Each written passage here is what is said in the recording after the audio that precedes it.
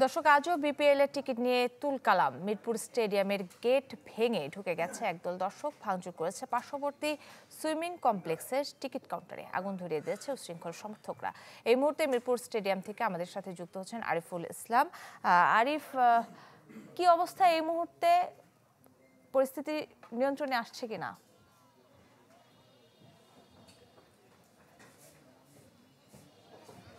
আমার ঠিক পেছনে বিপিএল এর টিকিট বুথ, এবং এটা যদি আপনি দেখেন ধ্বংসস্তূপে পরিণত, একদম পুড়ে ছারখার, এখনো ধোঁয়া উঠছে। মিরপুর স্টেডিয়ামের ঠিক পাশেই সুইমিং কমপ্লেক্স, সেই সুইমিং কমপ্লেক্সে বসানো হয়েছিল বিপিএল এর টিকিট বুথ। আর এই হচ্ছে টিকিট বুথের অবস্থা, যা আগে কেউ কখনো দেখেনি বাংলাদেশের ক্রিকেটে। এই ধরনের অবস্থা এখন দেখতে হচ্ছে।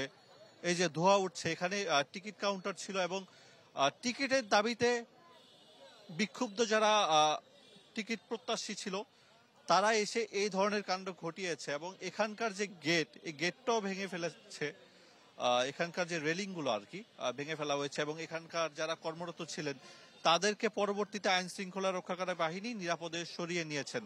তবে যে বিষয়টা বলছিলাম আমরা, যে এর আগে কখনো হয়নি, আমরা অনেক কিছু এবারের বিপিএল এর শুরুতেই দেখতে পাচ্ছি। যেমন মিরপুরের স্টেডিয়ামের গেট ভেঙে যারা হচ্ছে সমর্থক তারা ভেতরে প্রবেশ করেছে একদম প্রথম দিন।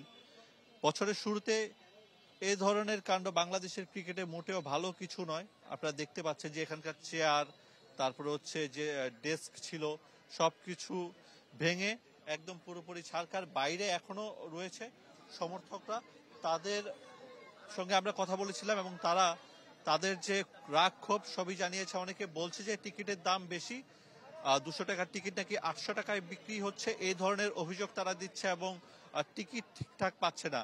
অন্যদিকে আপনি যদি মাঠের দিকে খেয়াল করেন, সেক্ষেত্রে পুরোপুরি গ্যালারিও ভরে উঠছে না। তাহলে ঘটছেটা আসলে কি? সবকিছু মিলিয়ে খুবই বাজে অবস্থা একদম বিপিএল এর শুরুতে। এই ধরনের পরিস্থিতি মোটেও ভালো কিছু না। আরিফ, আপনাকে ধন্যবাদ। দর্শক, মিরপুর স্টেডিয়ামে গেট ভেঙে একদল দর্শক ঢুকেছে এবং টিকিট কাউন্টার ভেঙে আগুন ধরিয়ে দিয়েছে। আমাদের মিরপুর স্টেডিয়াম থেকে যুক্ত হয়েছেন আমাদের সহকর্মী আরিফুল ইসলাম, জানাচ্ছিলেন সর্বশেষ পরিস্থিতি। ঢালাইয়ের সেরা প্রিমিয়ার সিমেন্ট।